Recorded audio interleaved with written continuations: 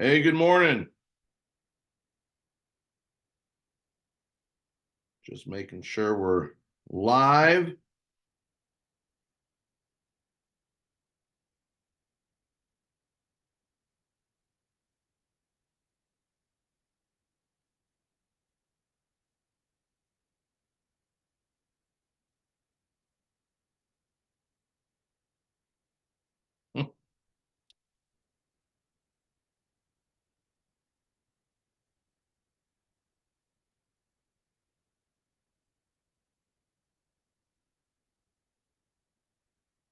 I'm fired up today. There we are. Fired up this morning.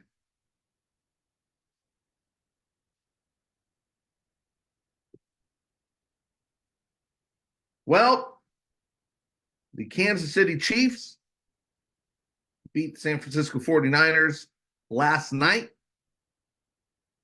25-22 in overtime. It's the second time in Super Bowl history that two teams have gone into overtime. And it was, I think, my prediction. Uh, what was it? Was 20? I think my prediction was 23-14. So I was pretty close. But it was an absolutely an incredible game. Um, but I'm fired up about it. I'm fired up because I'm a football guy. In fact, this hoodie is from one of the teams that I coached. I coached for 20 years, and so I'm very uh, you know empathetic for anyone and everyone that's a part of the football experience. And of course, the church playbook, as seen at the bottom of the screen. I wrote that book based on my experience as a church planter and a youth football coach and how those two worlds collided. And so, there was the game did not go the way anybody thought it would go. Now, I didn't think it was going to be a high scoring game. And by the way, this all has to do with the Double Your Church initiative. Okay. Um, it just so happens that this is a very fresh illustration and one that I'm live processing because we're talking about mindset today. And I have a certain mindset as a football player. I have a certain mindset as a football coach. I have a certain mindset as a church planter and a pastor. I have a certain mindset as a person, namely as a man. And certainly not to say that women can't share my mindset. I'm sure that my mindset is not sequestered to only men, and that it's not a mindset that's just based in testosterone. But there's a certain mindset that I have, and so when I watched the game yesterday, it did not go the way that we thought it would go. The way that I came up with my prediction of 23-14 was actually a very logical and mathematical one. I didn't just pull two numbers out. I actually looked at the last 5 games that both teams played. So, from the conference championships back 5 games, and I averaged the number that each team allowed in terms of points scored against them. So we call it the points allowed number. And I just averaged those out. And it just so happens that the Kansas City Chiefs had allowed fewer points over the last 5 games than the San Francisco 49ers. So I figured that my prediction would be close. But when you go to the Super Bowl, when you watch the Super Bowl, excuse me, none of us have ever gone to the Super Bowl.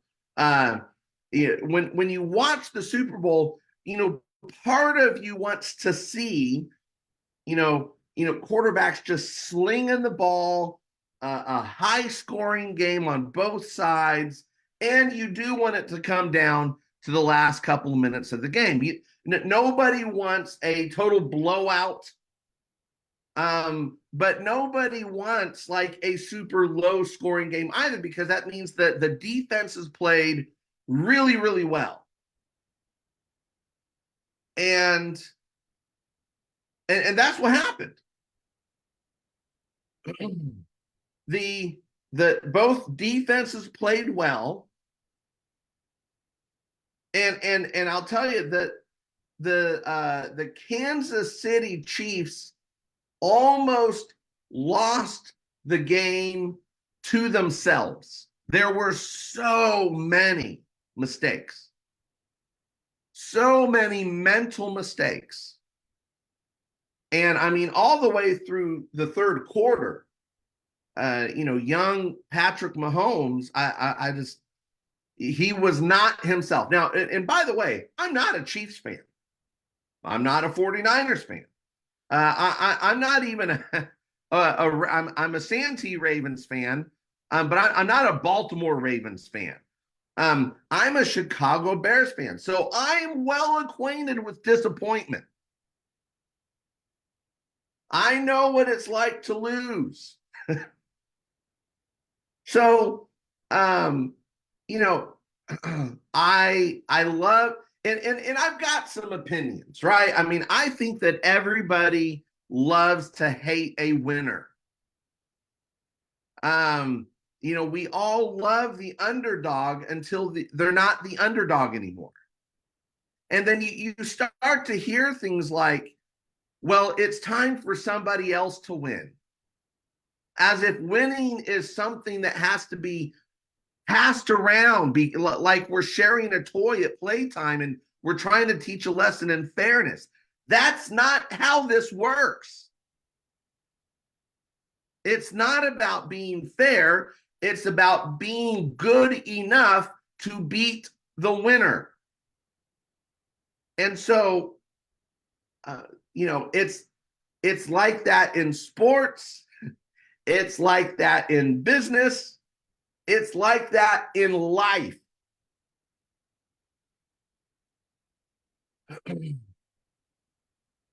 So I've got some opinions about this.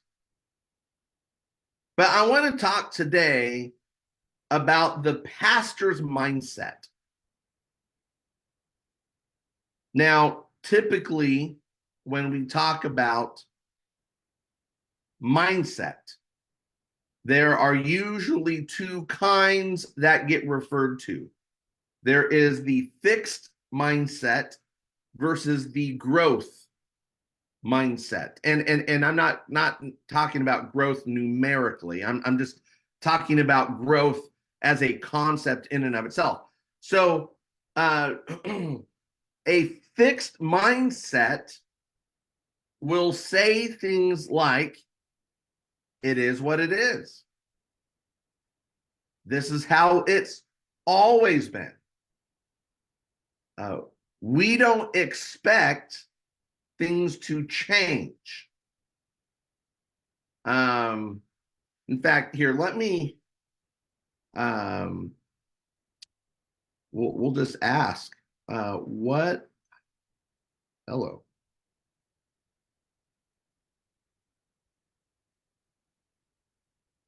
What are some examples of a fixed mindset?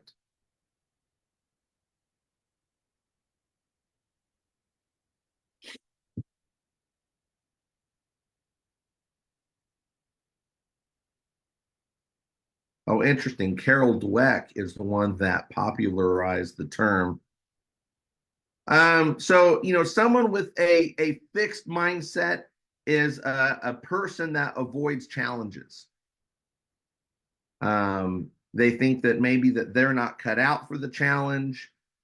They believe that their abilities are set in stone. A fixed mindset is someone that gives up easily, and this mindset can lead to throwing in the towel at the first sign of difficulty, as they perceive obstacles as insurmountable. They see effort as pointless. Um, you know, why try if you believe that you're either born with it or you're not? So some people are born winners, some people are born losers, and there's nothing that you can do about it. So why try? Um, they they ignore constructive criticism. So feedback is not seen as a gift, but they see it as an attack. And then because they refuse to take constructive criticism, it leads to missed opportunities in the future because they take the criticism personally. A fixed mindset feels threatened by others' success. So instead of finding inspiration in other people's story, in other people's achievements, someone with a fixed mindset might feel jealous or threatened, believing that those successes underscore their own limitations. They believe that talent alone leads to success. And so they think that if you have to work hard at something, you're not naturally good at it. And they overlook the fact that extraordinarily talented people still have to work hard. A fixed mindset avoids trying new things. They stick to what they know to avoid the risk of failure or looking foolish. And fixed mindsets label themselves. They use definitive statements like "I'm just not good at this," or I'm not natural at that. Right. So those are some examples of a fixed mindset. So what are some examples of a growth mindset?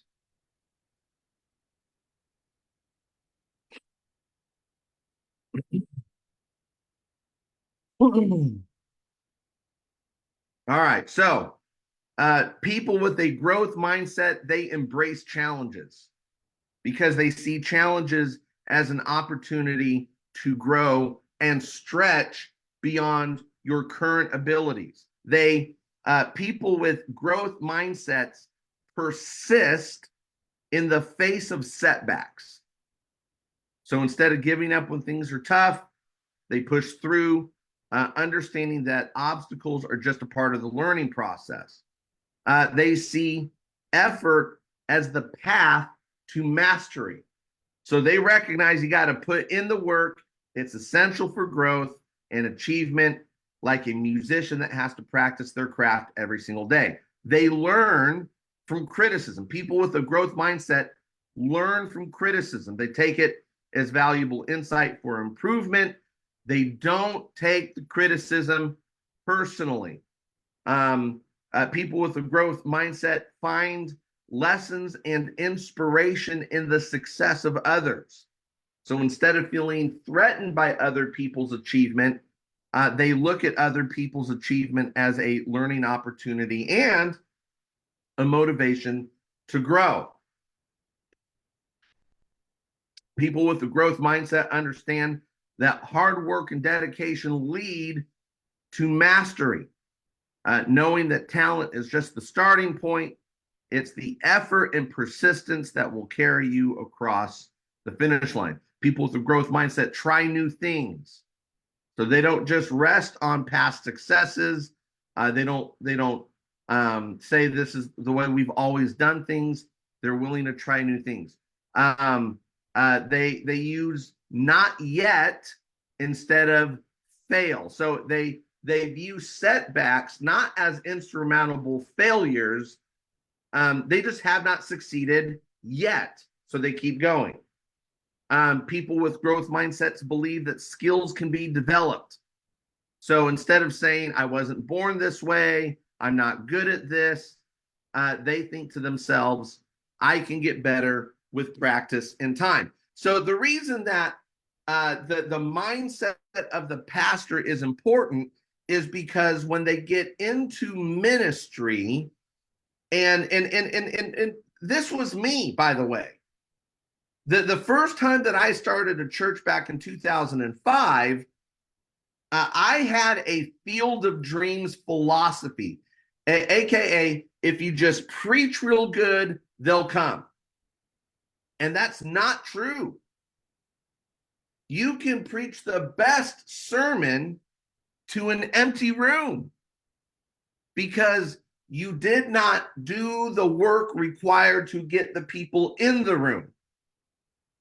People, we are not in the Great Awakening. We are not in the 17th and 18th centuries anymore.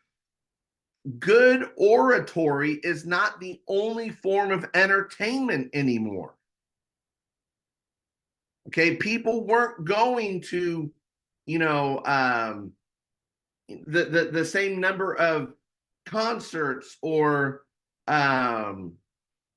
sporting events. All that stuff cost money.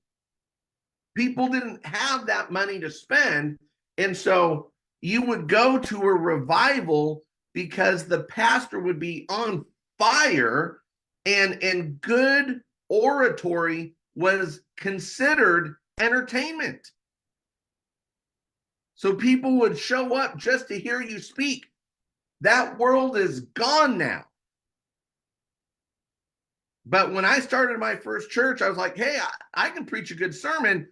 People are naturally going to come to my church. It does not work that way.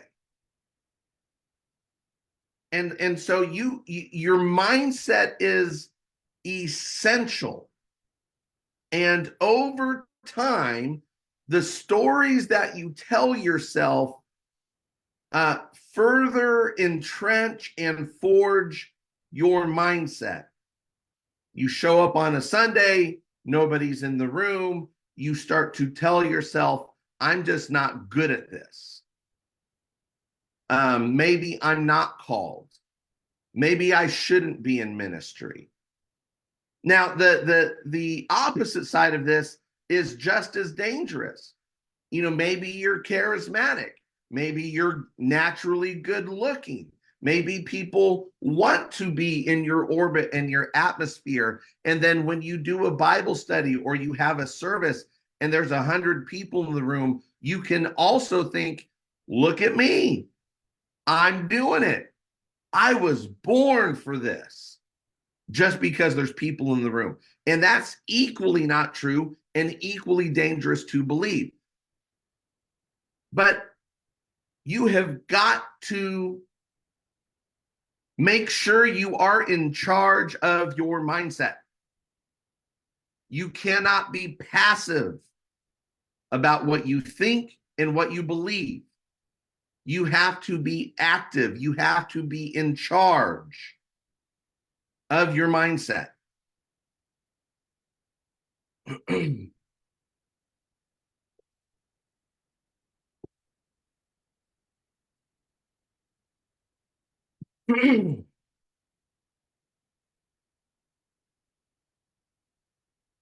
You are 2 or 3 decisions away from doubling your church.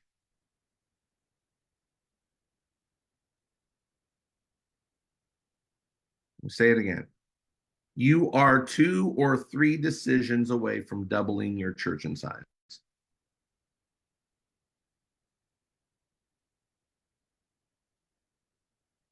But there are some people that have been a part of the Church Playbook and the Church Playbook Academy. They've been in the huddle for 1, 2, 3, 4, 5 years.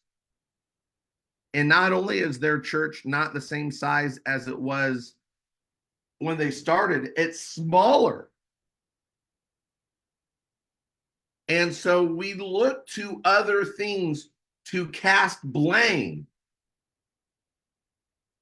Well, people just aren't as spiritual as they used to be. People just aren't as into church as they used to be. People are just giving into sin more today than they were 5 years ago. And literally none of that is true. None of that is true.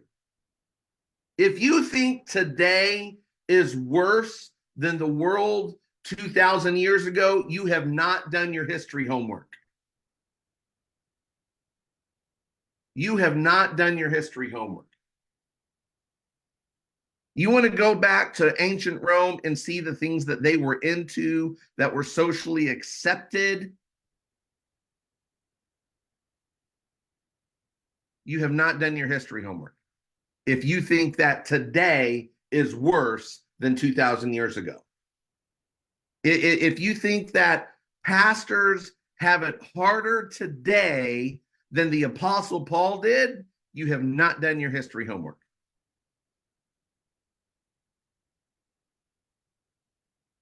I'm telling you right now. And the fact that some of you want to mentally disagree with me, it goes back to mindset because of the stories that we have told ourselves so that we feel better about the predicament that we're in. In fact, until you are willing to take 100% responsibility for the state that your church is in, you are not ready to lead. You are not ready to grow. As long as you are pointing to external factors to blame the state of your church on, you are not ready to minister. You have to take 100% responsibility for the state of your church. It always starts with you. And you are always going to be the most difficult person you ever have to lead.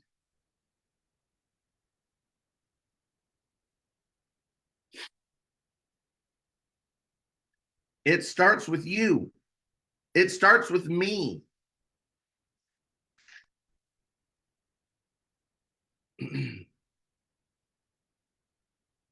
Until you are willing to accept 100% of the blame and give away 100% of the credit, you are not ready to lead. You are not in the right mindset to lead.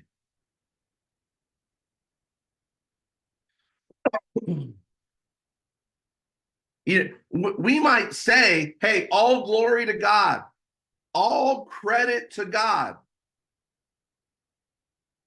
But it's not God's fault that our church isn't growing.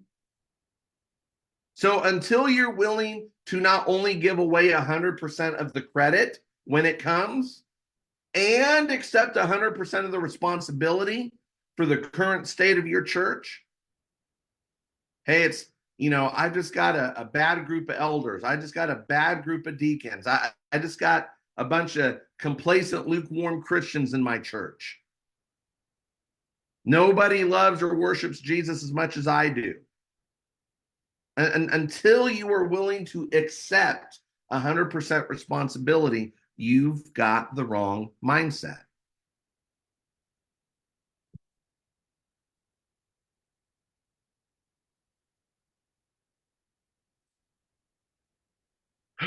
So let me ask you, I'm going to wrap this up here in a few minutes, but let me ask you,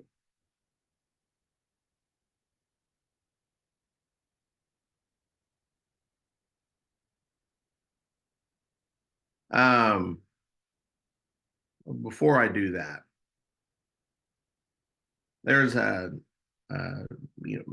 motivational speaker.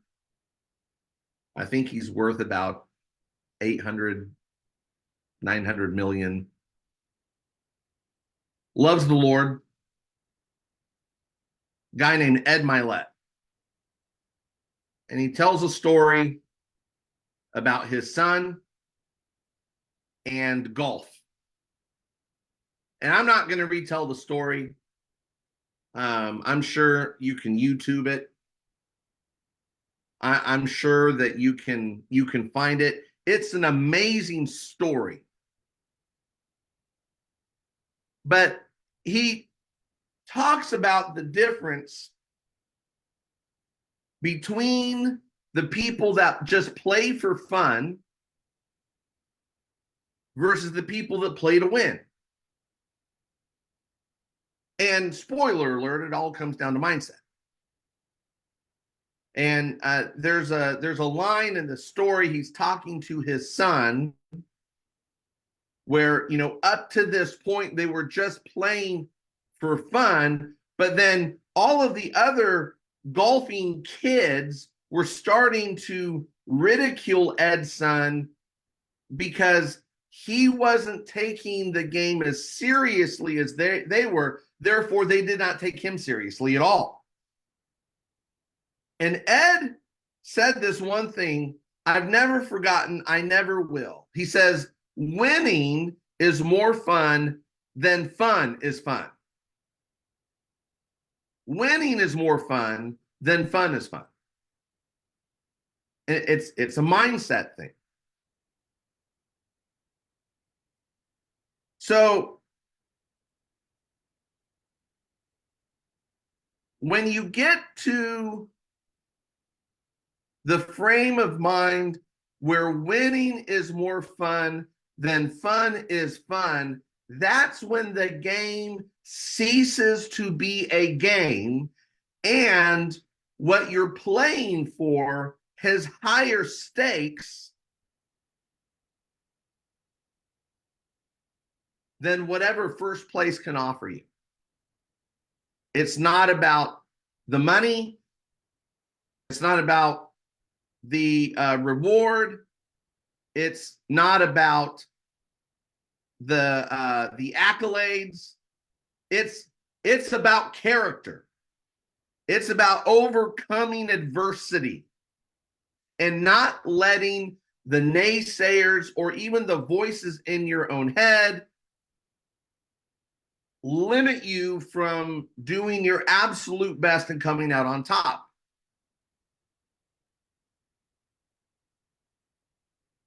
And I'm just curious, Pastor, when is the last time you approached ministry with that mindset? When is the last time you refused to be passive in ministry?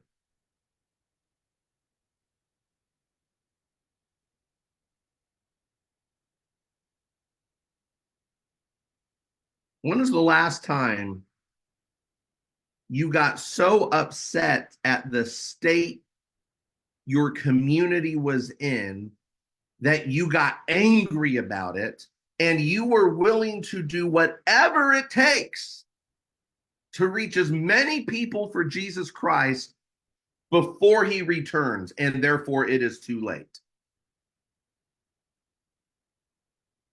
I'm the guy that, several years ago, I came up with this idea that, well, what if Jesus comes back in 10 years? What if I die in 10 years? The only reason I'm here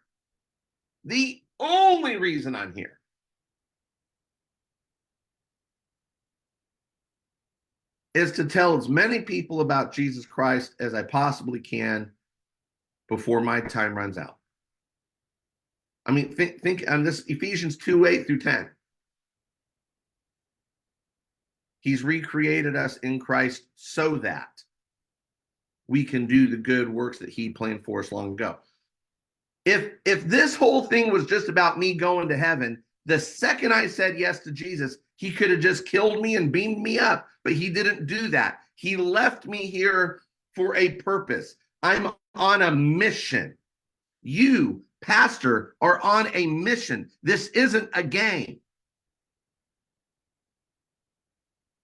When is the last time that you wept and pounded the table over the state of the town that you live in?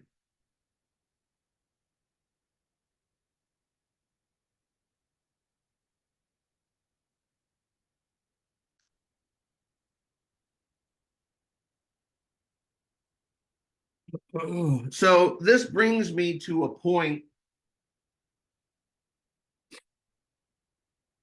in last night's game.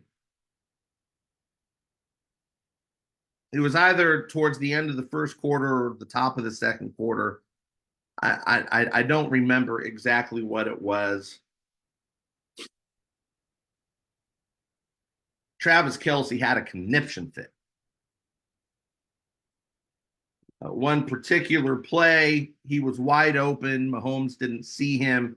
Travis is throwing up his hands like, hey, I'm open. I'm open. Travis completes the pass about 10 yards past Travis Kelce.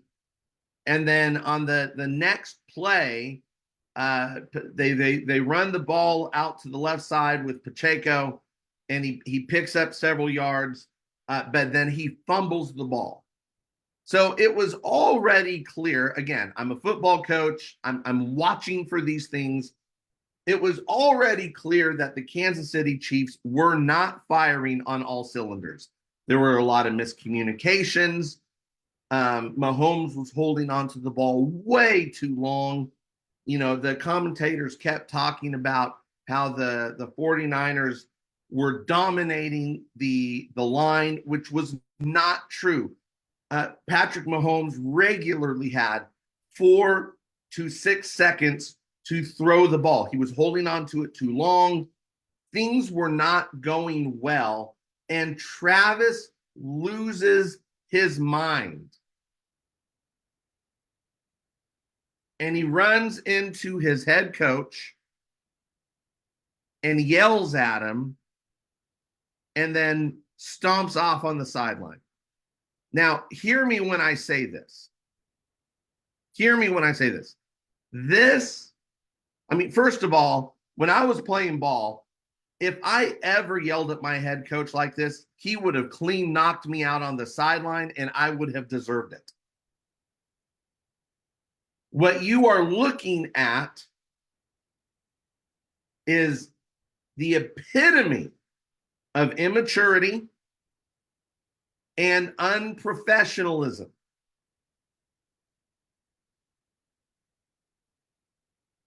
However, what you are also looking at, this wasn't about the money. This wasn't about Taylor Swift.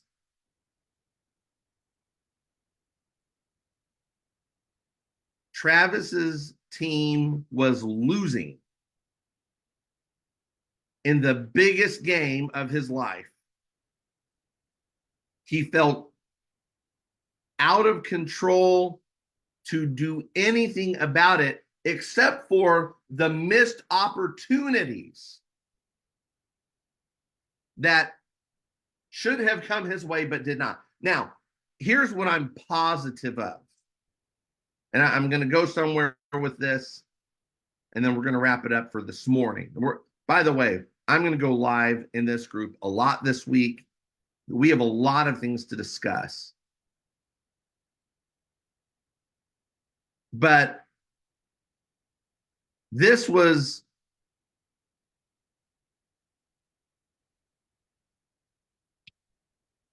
the question is this: when is the last time you were so angry about losing that you were willing to overreact? Now, what I'm positive of is that this got handled at halftime. I'm 100% positive that Travis will make a public apology this week, and he should. There were so many examples of accountability on the sidelines last night. Players were holding each other accountable in a way that hardly anybody I know would be comfortable with. And I am positive they went off on each other in that locker room at halftime. And we'll never hear about any of it because, see, this is what a championship team does. They hold each other accountable and then they adapt and overcome on the field. Now, none of what I'm saying excuses this moment. But see, the problem with us who, I was sitting on the couch eating 2 hot dogs and some nachos when this happened. The problem with us that sit on our couch and we point the finger and we say, he's a punk, he's rude, I will never respect this man, da da da da da. 99% of the people that are running their mouth have no idea what they're talking about. And by the way, every time you point a finger, you've got 3 more pointing back at you. None of what I'm saying excuses what you're looking at here. But the question remains, when is the last time you got so angry about losing you were willing to overreact? You see, we want these people to win, but we want them to win the right way. We want them to play fair and be nice and share their toys. It doesn't work like that. Too many people are in fantasy land. I mean, well, I was going to go off on a tangent there. I'm fired up about the ignorance and miseducation of people watching their commentary on the game and the commercials yesterday. It was enough to make me want to just get off of social media entirely. But I'm asking you, Pastor. I mean, yesterday was Sunday. When's the last time you went home from church and instead of getting depressed about it, instead of crying or whining about it, instead of throwing up your hands and complaining about it, when's the last time you got so angry? And by the way, I'm not talking about there's no excuse. You don't take it out on your spouse. You don't take it out on your kids. When's the last time you went into the garage and just yelled your full head off because you were so angry about losing, you were willing to overreact? When is the last time you got so angry about the enemy gaining ground in your city? When is the last time you got so angry about that couple that you thought their marriage had been restored? They end up getting divorced anyway. When's the last time that you got so angry about people giving into fear and scarcity, and so they stop giving? When's the last time you got so angry that you were willing to overreact? Because winning for us is not about rewards or money or trophies or the accolades. And when we win, we know that Jesus is the MVP of the story. We give away 100% of the credit willingly, because who in their right mind would even let us lead a church? Jesus Christ is the one who's letting us lead a part of his church. So we give away the credit 100% willingly. The credit is not for us, but I will take responsibility. When is the last time you were so angry you were even willing to overreact? Not at people, not to people, You get in your prayer closet and you scream your full head off and say, enough. It's time to stop talking about it, and it's time to start being about it.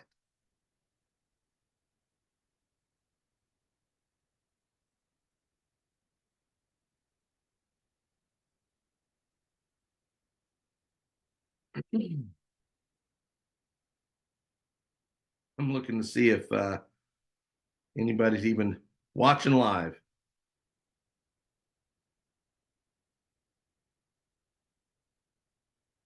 All right, we got some people. We got some people watching. I'm on Zoom. I can't see anybody's comments. I'm just fired up today. I'm just fired up today. And you know, the question that I do see, and it's not a stupid question, it's, you know, what does overreaction look like? I just said, this is where you go out to the garage and you scream your full head off, and then you say, okay, God, what are we going to do about it? Does it mean that I'm going to walk and knock on every door until the soles of my shoes come off? Does it mean that I'm finally going to learn that new skill that causes me to reach more of my community? Or am I going to have a fixed mindset that says, well, I'm just not good at that? It's never worked for me before, so I'm just not going to try. It's being so angry that you're willing to stop finally making excuses about why it's not working. Now, by the way, winning in the church world does not mean that you're going to have 100 people or 200 people or 1,000 people. Winning in the church world means that we reach one more. We reach one more for Jesus. And then when we've reached that one, we reach one more for Jesus. There is no retiring from your calling. But when's the last time you got angry?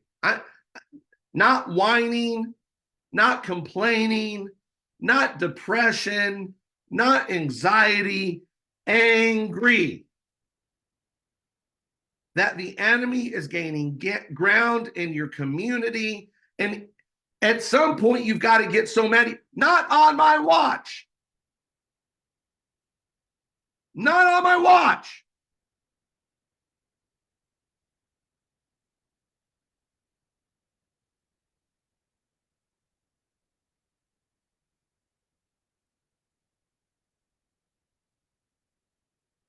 It's about mindset. Are you going to settle for a fixed mindset where it is what it is? There's nothing I can do about it. I'm not going to take any constructive criticism because I'm going to feel threatened or attacked. I don't look at other people's success as inspiration that I can do the same. It's just, I'm just not good at this, so I might as well quit and give up. Or, you know what? If this knucklehead can do it, maybe I can too. Maybe God can use me. Maybe if I'm willing to learn and to put in the work. Listen, at some point, we've got to stop talking about it. And we got to start being about it.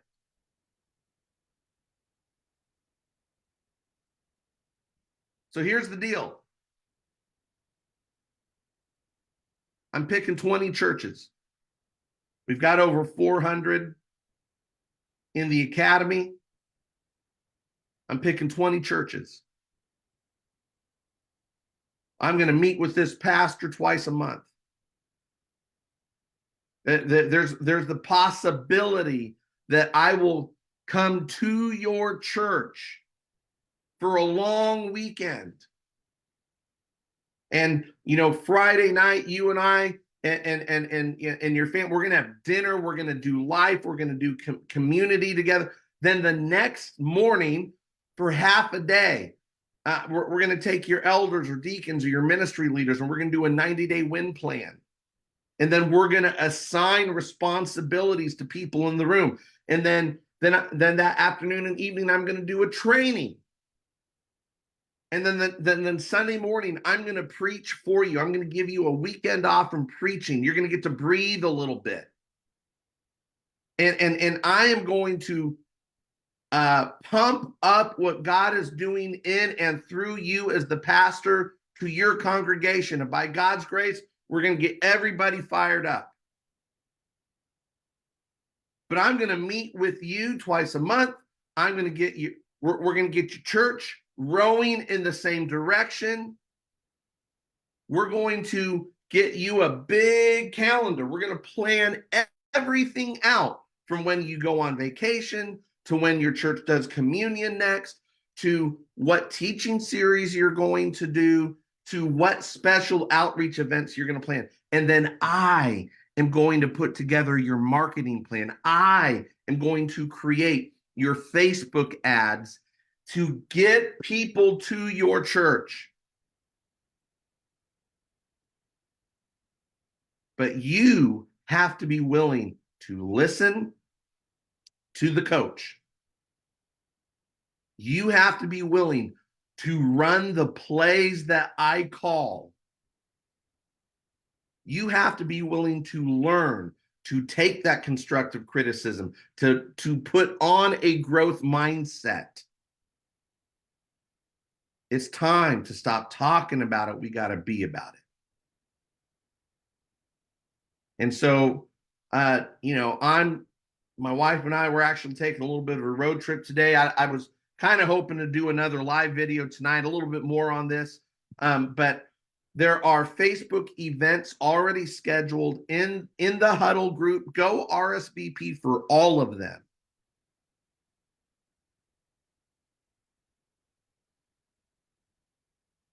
Don't miss a call. We're going to talk more about the methods of how to double your church tomorrow.